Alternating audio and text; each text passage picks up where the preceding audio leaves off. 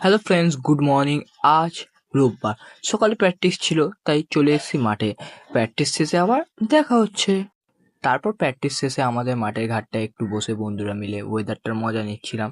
আর এখানে পাশে দেখি কাকাটা কালো জাদু করছে যাতে রোদ বেরিয়ে আসুক। যাই হোক, আমরা এখানের ওয়েদারটা মজা নিচ্ছিলাম। ঘরে এসে সকালের ব্রেকফাস্ট পেয়ে গেছিলাম আলু চচ্চড়ি আর রুটি।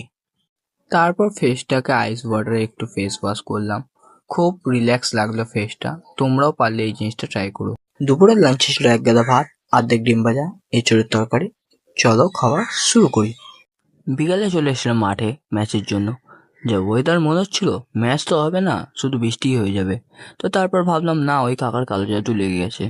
তারপর দেখি এখানে আমার বন্ধুও কালো জাদু করছে রে समझ रहे हो समझ रहे हो आप समझ रहे हो তার সাথে।